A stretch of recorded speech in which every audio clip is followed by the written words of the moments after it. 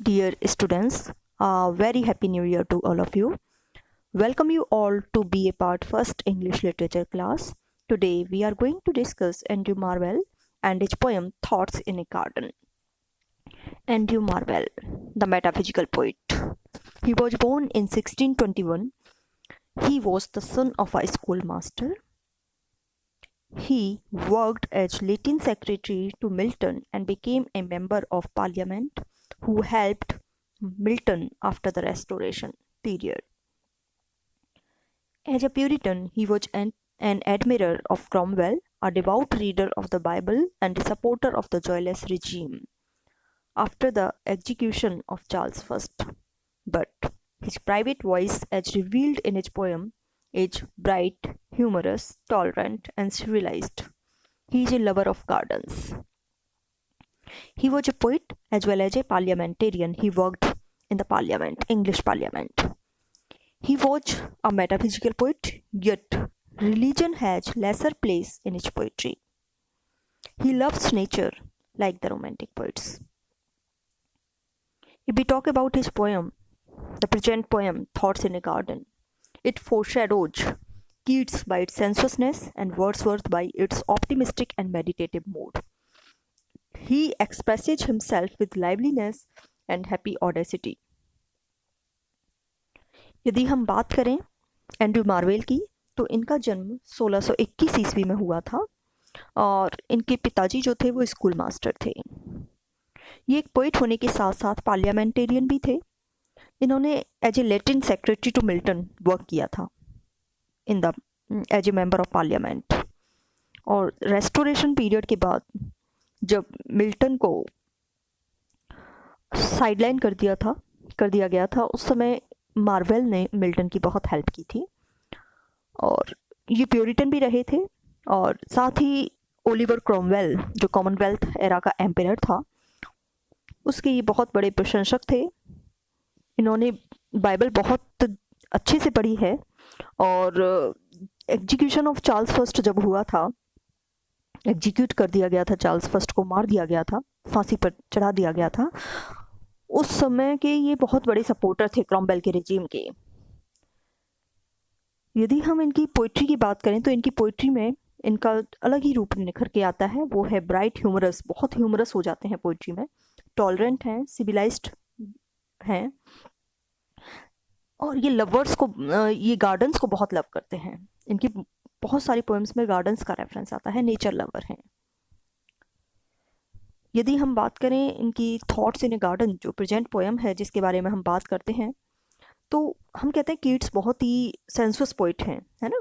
वो फील करते हैं, ऐसे लगता है कि उनकी पोइट्री को पढ़ने के बाद हमारे पांचों सेंसेज इन्वॉल्व हो जाते हैं। हमें स्मेल भी आती है, we can see the beauty of nature, we can feel it, we can hear about it, the sound that is there in the nature. तो ये मेटाफिजिकल पोइट होने के साथ साथ नेचर पोइट भी हैं, जस्ट लाइक द रोमांटिक्स। तो Keats की तरह ये सेंसस हैं, वर्ड्सवर्थ की तरह ये ऑप्टिमिस्टिक भी है और मेडिटेटिव मूड में रहते हैं। यानी कहते हैं ना कि poetry comes after the meditation, चिंतन। किसका चिंतन? नेचर का चिंतन। और उनकी पोइट्री में बहुत ही लाइवलीनेस रिफ्लेक्ट होती है उनकी। So now let us come to his present poem thoughts in a garden. अब यहाँ बहुत ही कॉमन टॉपिक राइटर ने चुना है, thoughts in a garden. Thoughts in a garden, whenever you are in a garden what do you feel.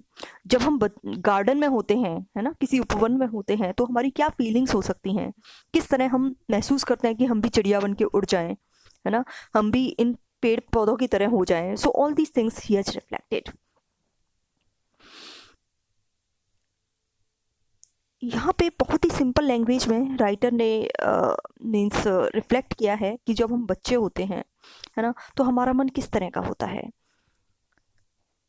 तो Andrew marvel proceeds with simple premises.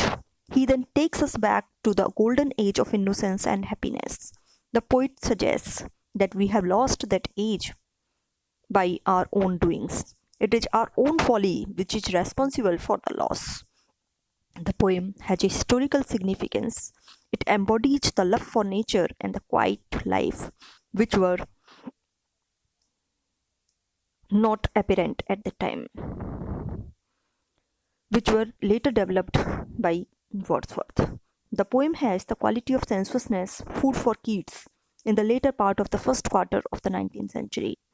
Marvell has some of the characteristics of the metaphysical poetry. With all this, the poem is marked with clarity, a feature hardly visible in the poet of the time.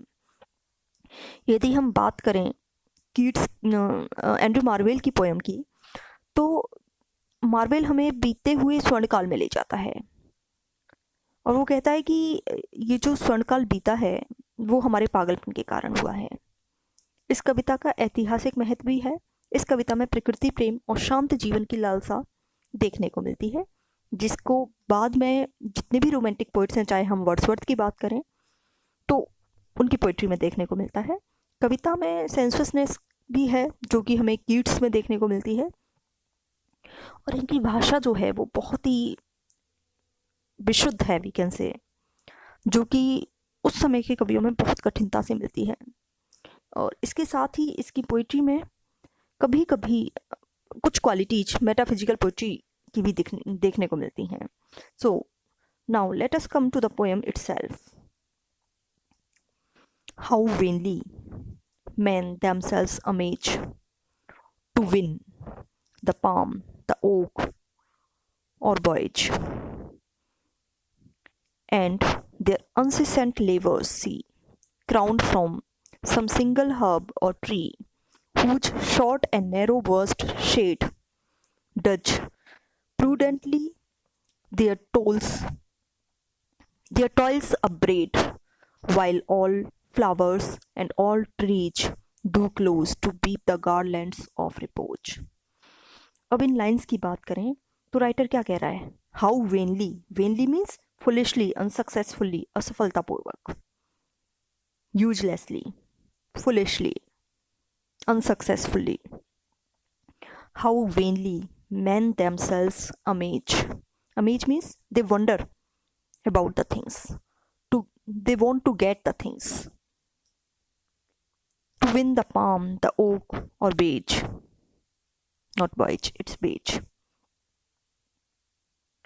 And their incessant labors see, crowned from some single herb or tree. Bay actually एक shrub होती है जिसमें कि बहुत large shining leaves होती हैं और जिसे पोएटिक मेरिट का एम्ब्लेम माना जाता है। मतलब एक प्रकार का वृक्ष होता है जो कि प्राचीन समय में इसकी पत्तियों का मुकुट पहनाकर आदर किया जाता था। इसकी पत्तियां बहुत बड़ी होती हैं और इसे सक्सेस, पोएटिक मेरिट का प्रतीक माना जाता था।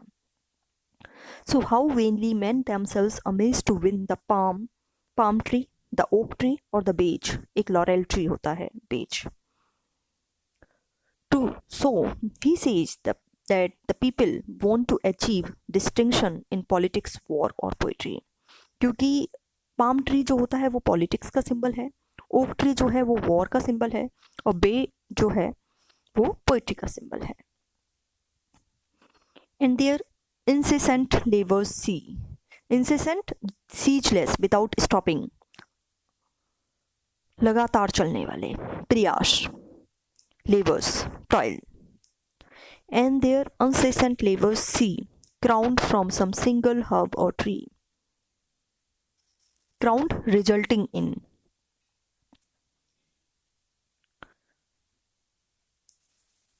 Crowned from some single herb or tree. They make certain trees the symbol of their victory, the war, and the politics, whose short and narrow burst shade. Narrow burst of small dimensions, insufficient, अपर्याप्त जो हैं, उनके प्रयास. Dutch prudently, wisely. Their toils, their labor, उनके प्रयास. अपब्रेड का मतलब होता है गूंथ करके तैयार करना किसी चीज को. Means they incessantly work to fulfill their desires, while all flowers and all trees do close to weave the garlands of reproach. So they make all the trees, all the flowers, the symbol of their victory. They weave them into the garlands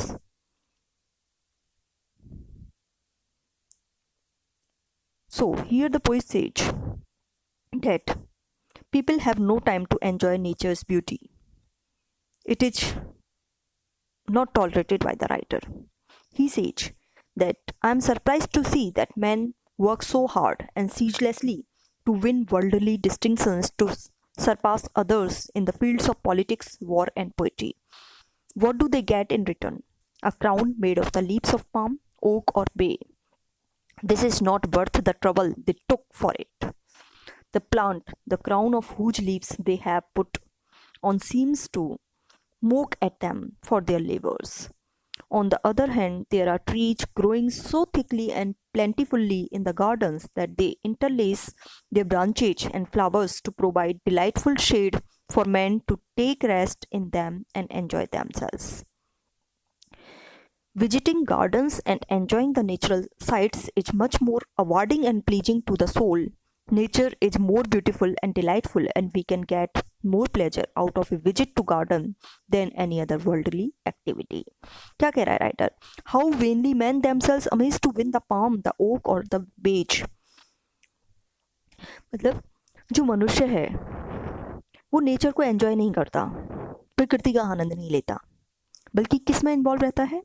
कठिन परिश्रम करता है। किसके लिए? राजनीति में Excel होने के लिए, युद्ध को जीतने के लिए, कविता लिखने के लिए, हर क्षेत्र में दूसरों से आगे निकलने का प्रयास करता है। और अपनी विक्ट्री को किसके द्वारा सेलिब्रेट करता है? नेचर के द्वारा सेलिब्रेट करता है। बदले में उन्हें क्या मिलता है? मुकुट मिलता है। किस चीज का? यदि वो पॉलिटिक्स में सक्सेसफुल होते हैं तो उन्हें पाम ट्री का मुकुट पहनाया जाता है। यदि युद्ध में सक्सेसफुल होते हैं तो ओक ट्री का, और यदि वो कविता लिख लेते हैं अच्छी तो उन्हें बे ट्री यानी लॉरेल ट्री का मुकुट पहनाया जाता है। And their unceasing labour see crown from some single herb और ट्री। इस तरह से किसी ना किसी प्रकार से वो नेचर के द्वारा अपने आप को सक्सेसफुल प्रोजेक्ट करते हैं और उसके द्वारा अपनी मीन सक्सेस को सेलिब्रेट करते हैं। लेकिन ये पेड़ पौधे जो हैं जिनका ये मुकुट पहनते हैं वो उनके परिश्रम का मजाक उड़ाते हुए से प्रतीत होते हैं। क्राउन फ्रॉम सिंगल हर्ब और tree whose short and narrow vast shade does prudently their toils upbraid। उनके परिश्रम का मजाक उड़ा रहे हैं वो। दूसरी तरफ कुछ पेड़ ऐसे हैं जो कि फूल तो नहीं देते लेकिन इतने घने रूप में होते हैं कि उनकी टहनियाँ और फूल यदि होते हैं तो वो ऊपर होते हैं और एक दूसरे पर इस प्रकार से बिछा लेते हैं जिससे लोग उन पेड़ों की छाया में विश्राम करके आनंद की प्राप्ति करते हैं। So they have nothing to win over, they are simply getting the pleasure in the shade of the trees, जिससे लोग उन पेड़ों की छाया में विश्राम करके आनंद की प्राप्ति करते हैं।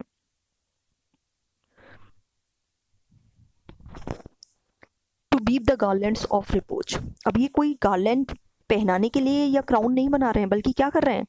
एक छायादार बिस्तर उनके लिए एक तरह से बना रहे हैं, शेड बना रहे हैं। तो इन बागों को देखना और प्राकृतिक दृश्यों का आनंद लेना आत्मा को बहुत अधिक आनंद पहुंचाता है। प्रकृति में जो सौंदर्य है वो बहुत है, आनंद भी है, लेकिन हम क्या करते हैं? सांसारिक